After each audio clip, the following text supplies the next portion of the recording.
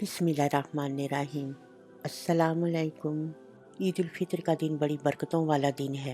हज़रत वहाब बिन मंबा रज़ियल्लाहु ताला अन्हा फरमाते हैं कि अल्लाह ताला ने इसी दिन जन्नत पैदा फरमाई और इसी दिन अर्श पर तौबा का दरख्त लगाया।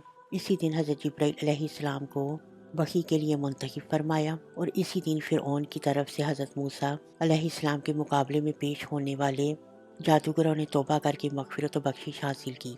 एक रिवायत में आता है कि नबी करीम सल्लल्लाहु अलैहि वसल्लम ने इरशाद फरमाया कि जब ईद उल फितर का दिन होता है और लोग ईदगाह की तरफ जाते हैं तो अल्लाह ताला उन पर तवज्जो फरमाता है और इरशाद फरमाता है कि ए मेरे बंदो, तुमने मेरे लिए रोज़े रखे, मेरे लिए नमाजें पढ़ी, अब तुम अपने घरों को इस हाल में जाओ कि तुम बख्श दिए गए हो।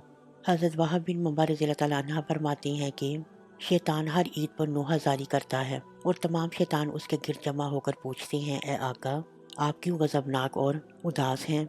तो वो कहता है कि अल्लाह ताला ने आज के दिन उम्मत मोहम्मदिया सल्लल्लाहु अलैहि वसल्लम को बख्श दिया है।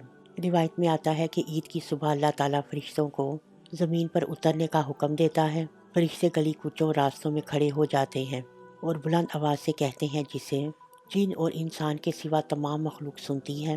वो कहते हैं, ए मोहम्मद सल्लल्लाहु अलैहि वसल्लम की उम्मत, अपने परवरदिगार की तरफ आओ, वो तुम्हें अताई अजीम देगा और तुम्हारे बहुत बड़े गुनाह माफ़ फरमाएगा। और जब लोग ईदगाहों में आ जाते हैं तो अल्लाह ताला फरिश्तों से फरमाता है, मजदूरी का बदला क्या है? जब वो अपना काम मुकम्मल कर ले, फरिश्ते कहते हैं, इसका बदला ये है कि इसे पूरा अजर दिया जाए।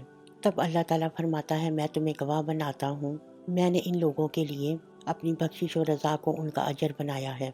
हज़रत अनस रज़ियल्लाहु ताला अन्हा फरमाते हैं कि नबी करीम सल्लल्लाहु अलैहि वसल्लम ईद उल फितर के दिन जब तक चंद खजूरें ना तनावल फरमा लेते, ईदगाह तशरीफ़ ना ले जाते और आफ्ताब खजूरें तनावल फरमाते। वीडियो पसंद आने पे हमारे चैनल को सब्सक्राइब करें। सदका जारिया की नीयत से हमारी वीडियो को लाइक और शेयर करना मत भूलें। अल्लाह हाफिज़।